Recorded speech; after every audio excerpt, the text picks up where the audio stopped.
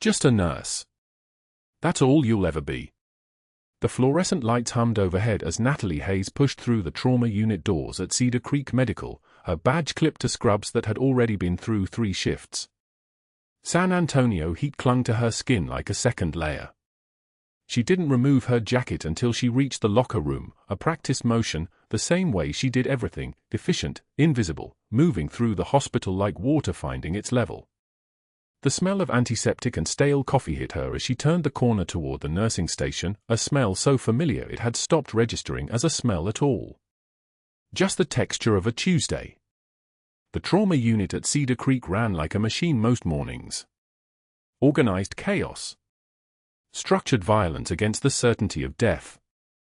Natalie had learned long ago that hospitals were battlefields where the only difference from actual combat was that the enemy wore a stethoscope instead of body armor.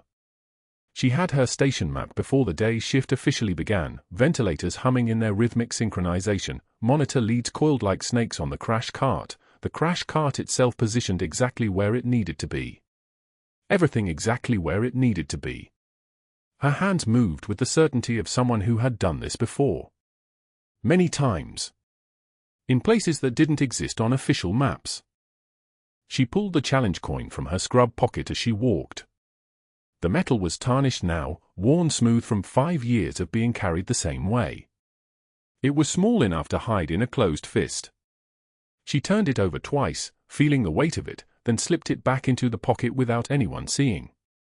Muscle memory. Routine. Nothing more.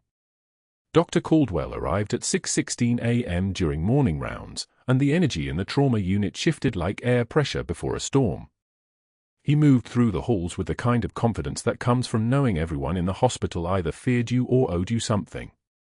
Probably both. He was in his 50s, silver threading through dark hair, the kind of expensive shoes that squeaked slightly on the tile. Behind him came the residents, 3 of them, fresh-faced and attentive, their fear visible in the way they held their notepads and didn't make eye contact with each other. Morning rounds, Caldwell announced, his voice carrying across the unit with the kind of authority that made conversations die mid-sentence. The chart he carried looked heavier than it actually was. Everything about him looked heavier than it actually was. We have an interesting assignment coming this afternoon. Special Forces operator, wounded in Fallujah.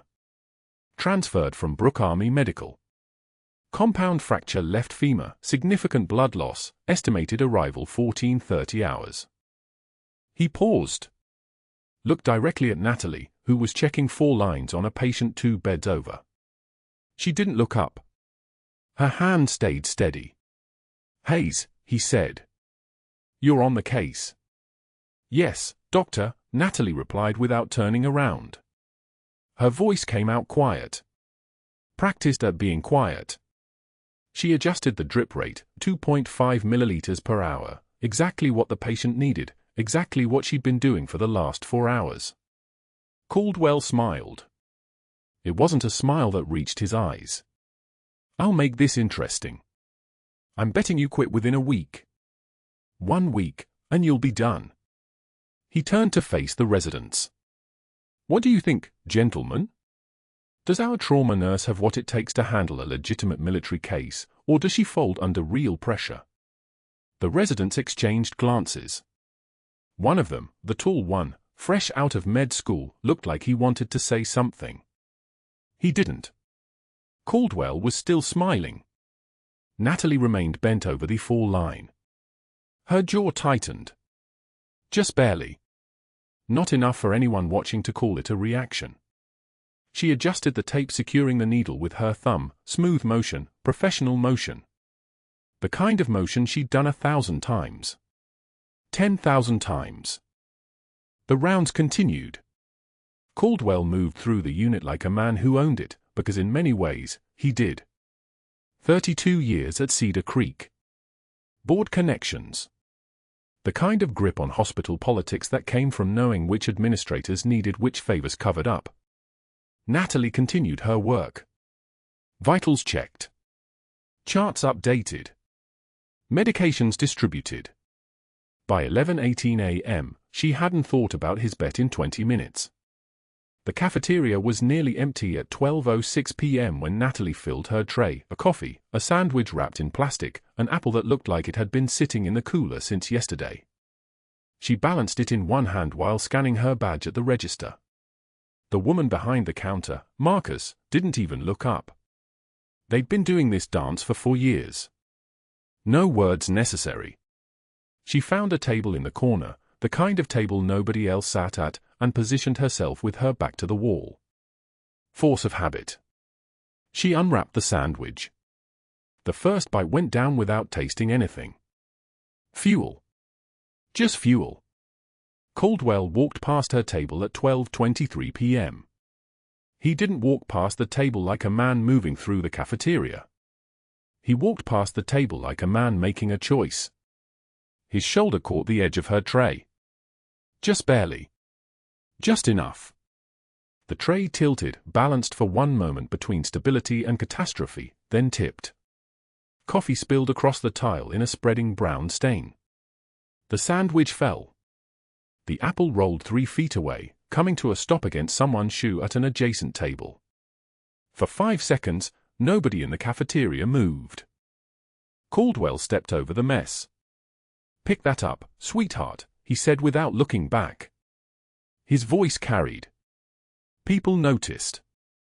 People were always noticing when someone else was being humiliated. There was something almost chemical about human attention when cruelty happened in public. Natalie could feel the weight of their eyes. She could feel Marcus looking from behind the counter. She could feel the woman at the adjacent table retracting her foot from the apple like it might bite her. Natalie stood up. She moved with the kind of deliberation that suggested the spill was something that had happened to someone else, not something happening to her. She walked to the service station, found paper towels and a mop with the same efficiency she used to find medications in the trauma unit. She knelt down. The tile was cold against her knees. She moved the paper towels across the spill, then the mop across the same space, erasing the evidence that anything had happened at all. The apple went into a trash bin. She returned the mop to the corner. She threw away the paper towels. By 12:31 p.m., the cafeteria looked like it always had. Fluorescent lights humming overhead. The smell of coffee and institutional food. The sound of a few conversations starting up again, filling in the silence that had been there a moment before. Natalie didn't return to her table. She walked directly back to the trauma unit. The sandwich was gone. She didn't feel hungry anymore anyway. At 2:18 p.m., the radio crackled. Cedar Creek Trauma, incoming ambulance. ETA 8 minutes. Male, 34 years old, compound femur fracture, estimated blood loss 1,800 milliliters, vitals unstable. Alert trauma surgery. The trauma unit shifted. Everything that had been routine became urgent. Beds were cleared. Equipment was checked. First stands were repositioned. At 2:26 p.m., the ambulance doors opened, and they brought him in, a man in army combat uniform with his left leg stabilized but clearly damaged, his face pale from blood loss, his breathing rapid and shallow. Shock. His body was already beginning the cascade toward systemic failure. Trauma Bay 2, Natalie said to the paramedics, and they moved as one unit, the patient on the stretcher transferring to the hospital bed with practiced coordination. Type and cross, full panel, 12-lead EKG, portable pelvic X-ray. The orders came out of her mouth like they'd been written there. Not suggestions. Commands. The trauma unit responded. Dr. Caldwell appeared within 30 seconds, already moving, already in control. He positioned himself at the head of the bed. Natalie positioned herself at the right side, where she could access both the 4 lines and any equipment that would be needed in the next few minutes. The soldier's eyes tracked her. His hand moved slightly, like he wanted to grab something. Or grab someone. By 6:13 p.m., the initial crisis had stabilized. The fracture had been assessed. The blood loss had been managed. 17 units of packed red blood cells. 8 units of fresh frozen plasma. 2 units of whole blood pulled from the emergency reserves. The soldier was in the ICU recovery section now, stable for the moment, his vital signs trending toward normal. Natalie was assigned to evening monitoring. 12-hour shift. She positioned herself at the bedside where she could see all the monitors: cardiac, oxygen saturation, blood pressure, intracranial pressure. The ventilator hissed its mechanical rhythm beside his head. She checked the chest tube that had been placed during the initial resuscitation, made sure the drainage collection chamber wasn't backing up, made sure the air wasn't escaping from anywhere it shouldn't. At 8:27 p.m., a man entered the ICU. He was older, late 50s, with the kind of bearing that comes from spending most of your life in uniform even after you stop wearing one. His chest had the shape of someone who'd carried a rifle for years. His hands had the calluses of someone who'd done actual work. He stood in the doorway for a moment, looking at the soldier in the bed, then moved to the opposite side where he could observe without interfering. Natalie didn't acknowledge him. She was adjusting the chest tube. The patient was breathing more easily now, the initial crisis having passed, but the tube needed to be monitored carefully. She used a 14-gauge angiocath needle to clear a slight blockage, moving with the kind of precision that suggested she'd done this before. Many times. In conditions that were significantly less sterile than an ICU room. The older man went pale. "Muscle," he whispered. "You were the one who did the field thoracotomy on Lieutenant Chen during the ambush." Natalie's hands didn't stop moving. The needle went in. The pressure released slightly. She turned to face him for the first time, her eyes meeting his, and gave him the slightest shake of her head. "I don't know what you're talking about," she said quietly. The older man fell silent. His eyes tracked her movements for another 30 seconds, and then he left the ICU without saying another word. Behind him, barely visible in the light, something metallic gleamed. He'd been reaching for something in his pocket when he stopped himself. Natalie returned her attention to the monitors. The soldier's oxygen saturation was climbing steadily. 89%. 92%. 94%. The rhythm was returning to normal. The machine's rhythm and his body's rhythm beginning to synchronize. She'd saved him once today, and she'd save him every hour for the next 12 hours if that's what it took. This was what she did. This was all she did.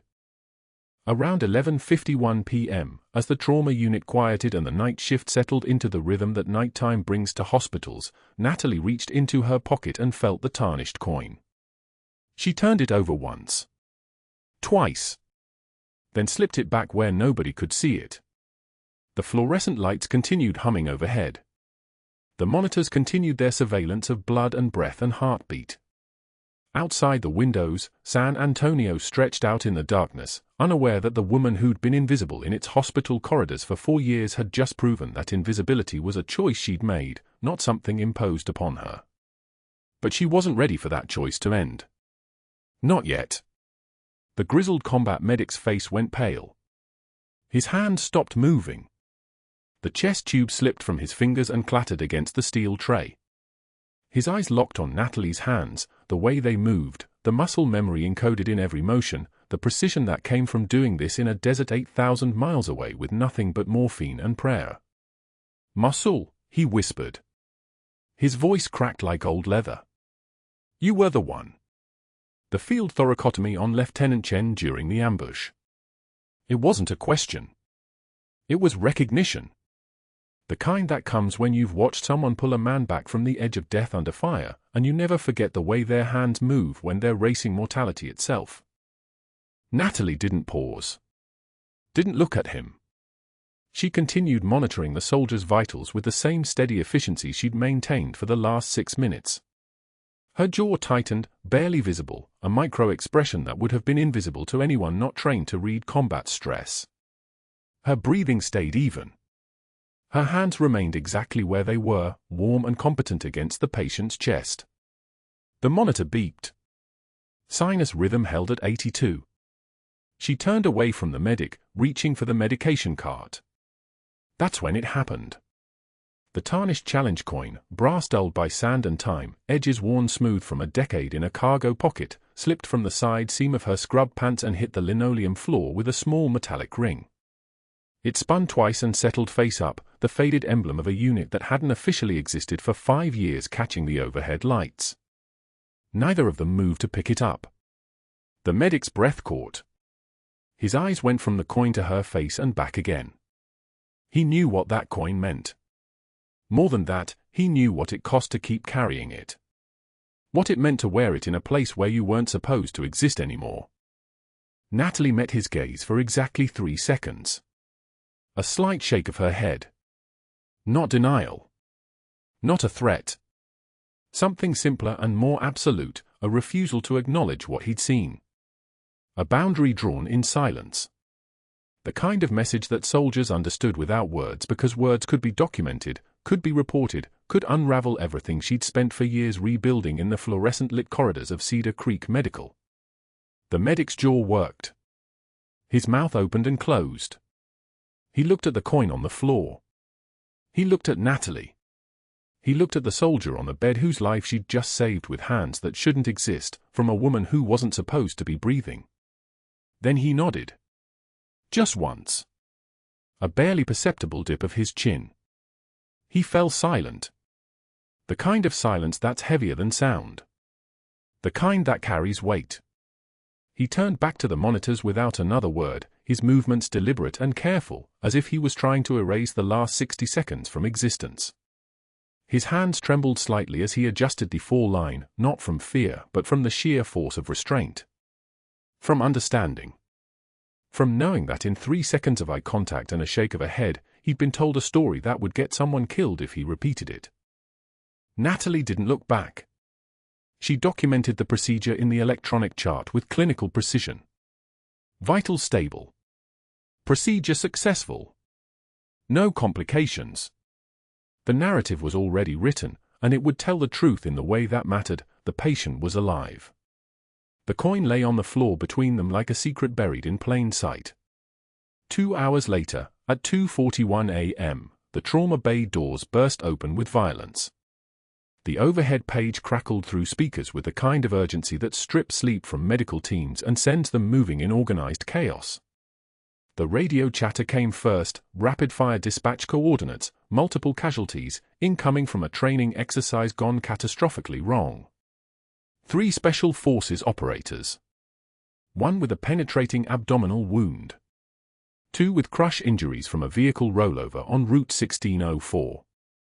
All 3 minutes out. The ER team mobilized. Dr. Caldwell was in the building, a small mercy and a curse simultaneously. He stood in the center of Trauma Bay 2, hands on his hips, already giving orders that contradicted what Natalie knew about emergency protocols. The nurses exchanged looks. The residents froze. Nobody questioned a physician in the heat of crisis, even when the orders were wrong. "Get me 2 liters of normal saline wide open," Caldwell barked at the trauma intern. "Foley catheter, stat. And get someone on a CBC, BMP, type and cross for 8 units. The first operator came through the doors on a stretcher, his abdomen wrapped in field dressing that was already soaked through. The smell hit first, copper and iron and the acrid tang of exposed peritoneum. The combat medic who'd brought him in was still riding the stretcher, hands pressed against the wound, speaking in clipped military shorthand about entry velocity and exit trajectory. Penetrating trauma, epigastric region, possible visceral perforation, estimated blood loss 1 liter pre-hospital, vital stable en route but... "I've got it," Caldwell cut him off. "Step back." Natalie was already moving. The trauma surgeon wasn't in the building, stuck in traffic on I-37, ETA 12 minutes. The anesthesia attending was with the first surgical case. This was Caldwell's emergency, which meant it was everyone's emergency, and Caldwell was already making his first critical error. He reached for the central line kit without assessing the patient's airway first. The operator's breathing was shallow, 22 breaths per minute, too fast, compensation for blood loss and rising intracranial pressure from pain. The abdomen was rigid. Surgical abdomen. Possible tension hemoperitoneum. The kid needed fluids, yes, but he also needed his airway secured because if his pressure crashed and he needed intubation, they'd lose precious seconds fumbling with a collapsed airway in a hypotensive patient. Natalie didn't speak. She moved. Her hands reached for the intubation equipment. Her eyes found the trauma nurse beside her, younger, competent, nervous. 7.5 endotracheal, she said quietly. Bougie. Suction angled. It wasn't a request. The tone was different now. Something had shifted in her voice, dropped an octave, became the kind of directive that made people move without thinking. The trauma nurse grabbed the equipment and handed it to her before her conscious mind caught up to the order. Caldwell saw. His face flushed. I didn't ask for an intubation, Hayes. Respiratory compensation. Natalie was already opening the operator's airway, head tilt maneuver smooth and controlled. POW 2 dropping. You want him crashing while you're threading a central line. She didn't wait for permission. She never did anymore. Not in her real life. Not in Mosul. Not in Fallujah. Not with 8,000-pound vehicles exploding around you and men bleeding out while you worked by chemical light and prayer. Muscle memory took over. Her hands moved on their own, the way they'd moved 1,000 times before in deserts and forward operating bases where there were no committees and no institutional oversight, just skill and speed and the absolute certainty that hesitation meant someone's kid wasn't coming home. The endotracheal tube slipped through the vocal cords clean. No resistance. No fumbling. One fluid motion. She taped it down while the trauma nurse got the ambu bag positioned. Get him ventilated at 12 breaths, Natalie said. Start at FiO2 80%. The monitor beeped. Then beeped again. The oxygen saturation number climbed on the screen. 74, 81. 89, sinus rhythm solid at 98. The second operator came through the doors and went into Trauma Bay 3. Crush injuries meant compartment syndrome risk, meant fasciotomy, meant they needed 2 surgical teams and they had 1 surgeon currently stuck on the interstate watching his watch and doing the math on how many minutes before someone died because the timing was wrong. Caldwell's hands were shaking. Not from fear. From rage.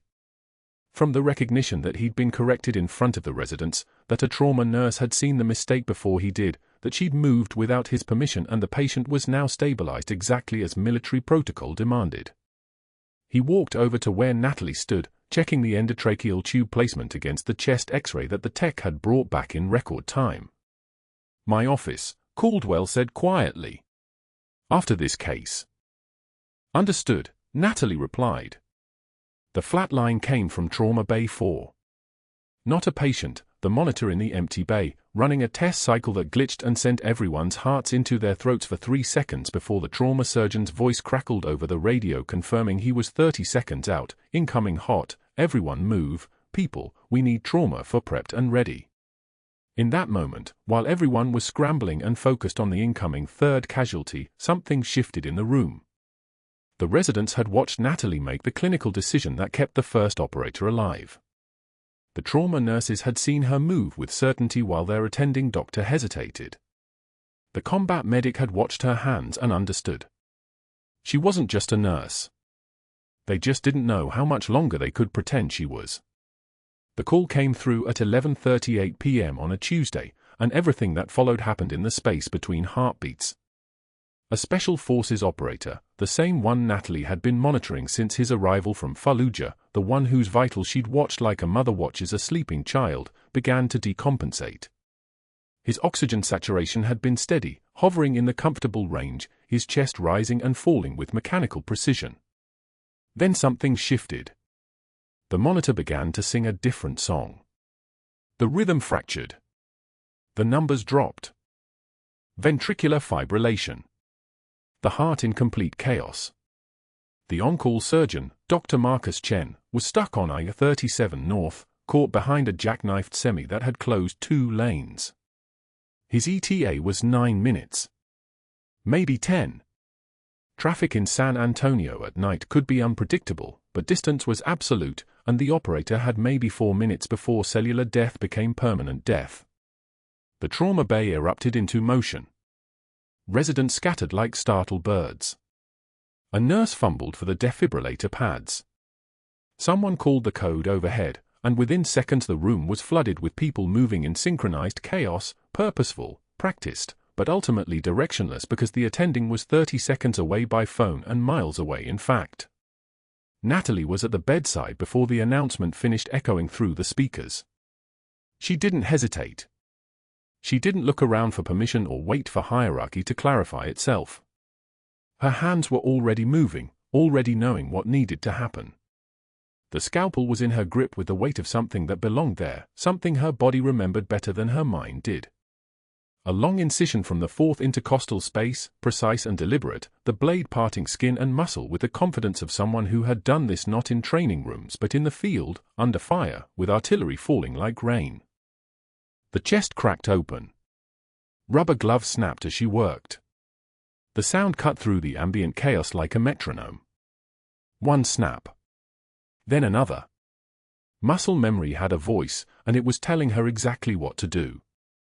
Her hands moved independent of conscious thought, operating on a frequency that 3 years of civilian work had buried but never erased. Her fingers found the pericardium, the membrane surrounding the heart, and she opened it with the same confidence she used to open MREs in Fallujah. The heart lay there, not beating, just a useless organ pulsing with electrical chaos instead of life. She positioned her palm against the left ventricle and began direct cardiac massage. Not the sterile, cautious compressions taught in ACLS courses. Real compressions. Combat compressions. The kind that came from knowing you might be the last heartbeat a person ever feels. Epi, 1 milligram 4, she said. Her voice had dropped an octave. It wasn't a request. It wasn't even quite a question. It was a command spoken by someone accustomed to being obeyed. Someone pushed the medication. The ventilator hissed its mechanical breath. 60 compressions. 70. 80. Her shoulders drove the rhythm, her core engaged, her breathing controlled. Pain was information. Pain was data. The burning in her shoulders told her she was doing this hard enough to matter, deep enough to push blood through vessels, forceful enough to give this man a chance at another heartbeat. O2 sat. Her eyes never left the field. 48. She compressed harder. 48% oxygen saturation. The brain was dying. Every second that passed was a second of cellular death, and she could feel it. Not metaphorically. Literally. The weight of mortality under her palms. Push another round of epi. The medication went in. Her hands kept moving. 52%. 56. The numbers climbed like a ledger of survival, each point a cell that might still be salvageable. 61. 68. 72. 85. Her chest heaved. Her forearms were burning with a clean fire, not pain, just information. 88%. I have sinus rhythm, someone called out. A resident, her voice trembling. The monitor confirmed it. A pulse. Not a strong one, but a pulse. A heartbeat that existed outside of her hands now, that belonged to the operator again instead of to her. The room went dead silent. That silence lasted exactly 3 seconds. Then someone breathed. Someone else moved. The organized chaos of resuscitation transformed into something different, the chaos of stabilization, of continuation, of a life that had been pulled back from the edge and was now being shepherded toward solid ground. It was in those 3 seconds of silence that Dr. Caldwell walked through the trauma bay doors. He stopped. His chart fell slack against his thigh. His eyes moved from the operator's open chest to Natalie's blood-soaked gloves to the monitors showing vitals that had been flatlined 60 seconds ago. What did you do? His voice was thin. Brittle. Like ice beginning to crack under weight. Natalie's hands were already moving to step back, already beginning the transfer of care to the actual surgeon who would need to close this chest, to stabilize these organs, to finish what the combat medicine had started. She didn't look at Caldwell. She was already moving toward the sink, already peeling off the outer layer of gloves, already becoming the nurse again instead of the surgeon she had never actually been. Triage protocol, she said quietly. Her hands were steady under the running water. Patient was coding. Unavoidable circumstances required field intervention. But it wasn't the words that made Caldwell's face drain of color. It was the terminology. Triage protocol. Not procedure. Protocol. Not emergency surgery, intervention. The language of someone trained in a different system entirely, someone who used different words for the same actions because the places where she had learned them didn't have time for the civilian medical lexicon. It was the way her hands had moved. Like reading a map she had memorized a lifetime ago. It was the fact that she had done something that wasn't in her job description, something that required knowledge she shouldn't possess, something that had worked so perfectly that even the residents had recognized the difference between what they had been taught and what they had just watched. Caldwell's jaw tightened. His eyes narrowed. He pulled his phone from his pocket with deliberate precision. What he said next, the first of 3 phone calls he would make that night, would set in motion a cascade of events that neither of them could have predicted, a cascade that would reach the Texas Medical Board within 6 hours, that would bring investigators through Cedar Creek's doors by morning, that would escalate from humiliation to something infinitely more dangerous. Because in that moment, Dr. Caldwell had glimpsed something in Natalie Hayes that terrified him far more than her hands or her knowledge or her impossible competence. He had glimpsed the possibility that she was not a problem to be solved through institutional machinery. She was a witness. Within 60 minutes, Dr. Caldwell made 3 phone calls from his office, the door locked, blinds drawn against the fluorescent afternoon light. His voice stayed low and measured, the voice of a man who understood leverage. The first call went to Richard Bancroft, the board chairman, a man who owed Caldwell a favor from 3 years back when a certain DUI incident had been quietly buried in exchange for a recommendation letter. Richard, we have a credentialing problem at Cedar Creek. Unauthorized procedures. Falsified credentials. I need the board to move fast on this. The second call went to the Texas Medical Board, where Caldwell cited violations with surgical precision, each accusation wrapped in institutional language that made fiction sound like protocol. The third call was to a private investigator named Marcus Webb, the kind of man who asked no questions and billed by the hour. Run a full background check. For years back, maybe 5. I need everything before this nurse arrived at Cedar Creek. Webb worked fast. By evening, he had his answer ready. Nothing. No prior employment history. No college transcript. No birth certificate on file. No social security records before 48 months ago, as if Natalie Hayes had materialized into existence fully formed the moment she walked through Cedar Creek's doors. The investigator sent the file encrypted, subject appears to have 0 history prior to current employment. Either witness protection or federal erasure. Recommend proceeding with caution. Caldwell read it twice, his understanding crystallizing into something colder than anger. She wasn't just a witness. She was someone the government wanted disappeared. Which meant firing her would be simpler than he'd anticipated. The system would help him. She had no one to call. No agency to appeal to. No past to stand on. Security arrived at 3:17 that afternoon. 2 men in Navy uniforms with expressionless faces and a termination letter printed on hospital letterhead. Natalie was in the break room refilling her coffee when they approached. The taller one spoke. Miss Hayes, you're being escorted from the building. Hospital badge, please. She didn't ask why. She didn't protest.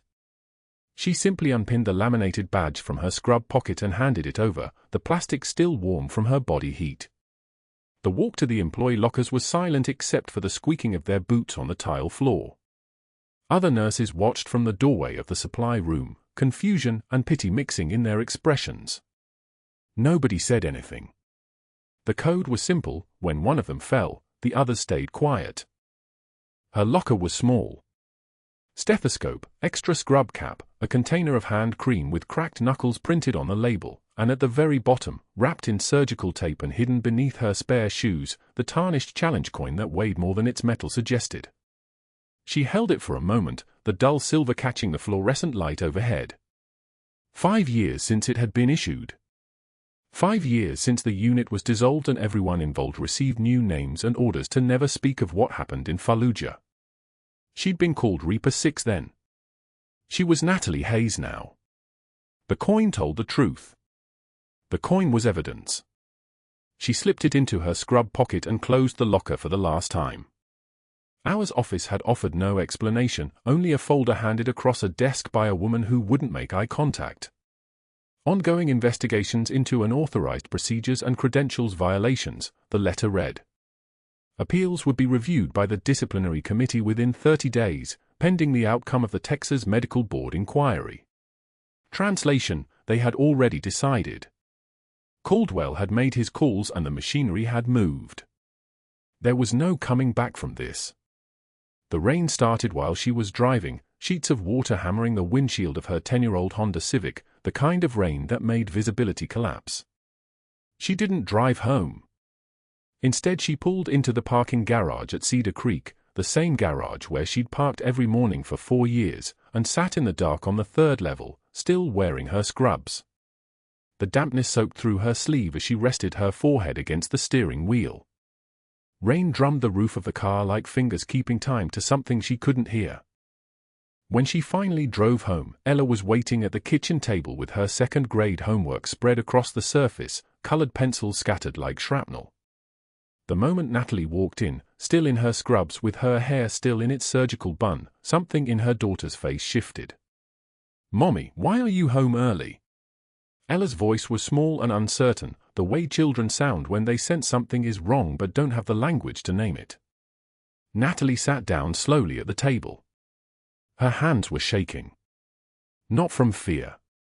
From the precise kind of tremor that comes from holding yourself together so tightly for so long that your body finally runs out of places to store the weight. She looked at her daughter's 8-year-old face, at the freckles across her nose that looked exactly like the father Ella would never know, and opened her mouth to speak. Nothing came out. She couldn't tell her the truth. She couldn't explain that her mother's entire existence was classified, that the person Ella knew as Natalie Hayes would have to disappear again, that they might have to run. She couldn't tell her that the military had buried her so deep that even the hospital system had access to her erasure. She couldn't tell her any of it. "Just a long shift, baby," Natalie whispered finally, her voice the texture of sandpaper. "I'm just tired." Ella reached across the table and patted her mother's hand with the seriousness of a small child trying to be grown. "You can rest now, Mommy. You're home." The simple kindness of it broke something in Natalie that had been held together with discipline and compartmentalization. She pulled her daughter against her chest and held her there in the kitchen with the rain hammering outside and the world narrowing down to the warmth of a child who didn't understand that everything was about to change. That night, after Ella was asleep, Natalie sat at the kitchen table in her cold scrubs and pulled the challenge coin from her pocket. In the darkness of the house, she held it up to the light spilling from the microwave clock. Reaper 6. The ghost of Fallujah. The woman who was supposed to stay dead. She was 3 seconds away from throwing it into the trash, from watching it disappear into the disposal, from making the final cut that would let her be nothing but Natalie Hayes forever. Her hand moved toward the sink. Her fingers spread. The coin balanced on her palm like something alive. And then she heard it. Distant at first, so distant that she thought it might be her own heartbeat. But it grew closer. A sound that belonged to her. A sound she hadn't heard in 5 years. The rhythmic thud of helicopter rotors cutting through the rain. 3 days later, CNN played in the hospital lobby where visitors waited and orderlies pushed stretchers. The anchor's voice cut through the morning chaos like a scalpel finding exactly where it needed to go. Breaking news from the Pentagon this hour. A classified investigation into erased military service records has uncovered a decorated combat medic presumed dead since 2019, now confirmed alive and working in San Antonio, Texas. The screen flashed. Natalie's photograph appeared, same face, 5 years younger, in dress blues with a Master Chief's insignia on her collar. The caption read, "Decorated combat medic declared dead in 2019, found alive in Texas." In Trauma Bay 3, the soldier watched the broadcast on the wall-mounted television. His heart monitor beeped steady. His lung capacity had improved to 94% oxygen saturation. His eyes never left the screen as recognition bloomed across his face like shock itself. He'd been waiting 3 days for this moment and didn't even know it. The medical team had stopped visiting so frequently. Natalie had slipped in during night shifts when no one was watching, checking his vitals with the precision of someone who'd done this under fire. She never stayed long. She never said more than necessary. Just the way operators understood. The intercom crackled at 9:38 a.m. Code Grey, administrative entrance. Code Grey, administrative entrance. Security moved. Staff straightened. Natalie was in the break room when the phone rang, the director's office calling her to a meeting. She already knew. The broadcast had reached the federal level. The machinery had started moving. They arrived together in the elevator. A retired Army colonel with silver at his temples and eyes that had seen classified operations. A 2-star general whose uniform carried decorations from 3 decades of command. The hospital administrator in a pressed suit, sweating slightly. They moved through the corridor with the bearing of men accustomed to controlling rooms just by walking through them. Orderlies and nurses stepped aside. Fluorescent lights buzzed overhead. The air pressure shifted. Natalie was already there when they entered the soldier's room. Standing at his bedside. Checking the 4 line. The soldier's eyes found her first, then moved to the general. The colonel. Back to her. A smile started at the corners of his mouth, the kind that takes years off a man's face. Reaper 6, he said quietly. His voice was still rough from intubation. You saved my life twice now. She didn't respond. She didn't need to. Everything about to happen required no words from her. The security guard stationed outside the room had recognized her photo on the broadcast 47 minutes ago. He'd been the one escorting her out 4 days earlier, badge deactivated, her shoes loud on the tile floor. Now he stood and snapped to attention with the precision of someone who'd spent 23 years in uniform before taking work at a hospital. His voice filled the hallway. Master Chief Petty Officer on deck. The general opened the red folder. His hands were steady. His voice was the kind that carried across parade grounds and into operational briefings. He read her record aloud for the gathered staff, nurses frozen mid-step, residents holding charts, an attending physician stepping back to make space. Bronze Star. He paused. Looked up. Continued. Silver Star. Another pause. 2 purple hearts. The room held its breath. The general's eyes moved across the faces watching. Navy Cross. Silence expanded. Navy Cross. The second one seemed to stop time itself. Navy Cross. 3 Navy Crosses. The folder stayed open. His voice dropped lower but didn't lose authority. Classified commendation, signed by the Joint Chiefs of Staff, for actions above and beyond the call of duty in direct support of Operation Enduring Freedom. The soldier's voice was stronger now, addressing the crowd. Telling them what nobody knew. She donated her own blood.